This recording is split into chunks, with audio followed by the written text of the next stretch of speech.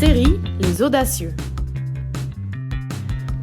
Quand on ne vient pas d'ici, il faut se bâtir un nouveau réseau d'affaires. Comment nos entrepreneurs ont-ils fait? Ils nous racontent.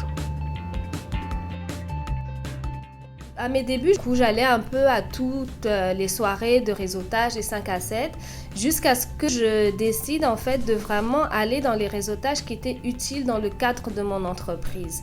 L'entreprise que j'ai créée, c'est une entreprise qui est très impliquée dans la communauté. Donc, on travaille beaucoup avec les écoles, avec les parents, avec les organismes communautaires. Donc, ce que j'ai fait, c'est que dans les quartiers où je voulais que l'entreprise s'implante, j'ai fait beaucoup de bénévolat en m'impliquant sur des comités d'éducation, des comités d'alimentation, des conseils d'établissement d'école ou en siégeant sur des conseils d'administration d'organismes communautaires qui avaient à peu près la même mission que mon entreprise, c'est-à-dire offrir des services aux familles.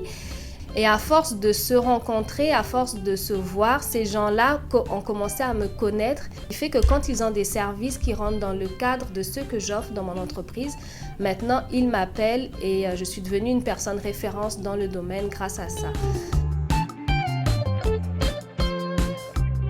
Donc très rapidement, j'ai trouvé les endroits, les lieux, les rassemblements qui étaient plus propices au niveau par rapport à l'entreprise. C'est vraiment du B2B. Ça pouvait être des assemblées au niveau de certains ordres ou tout simplement des rencontres un peu plus informelles comme admettons la maison de l'architecture. Ce qui est important pour un bon réseautage, c'est d'avoir des clients qui sont comme décontractés, qui ne sentent pas qu'on est là pour solliciter.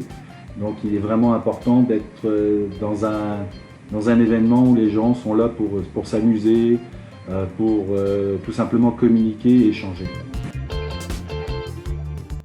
Donc un exemple de réseautage réussi que j'ai eu à faire, c'est avec HEC Montréal, parce que j'ai étudié à HEC, puis après quand j'ai voulu me lancer en affaires, j'ai eu à les recontacter, donc ils avaient incubateur, etc., que j'ai eu à contacter pour me lancer vraiment en entreprise, d'avoir toute cette guidance-là en fait pour démarrer.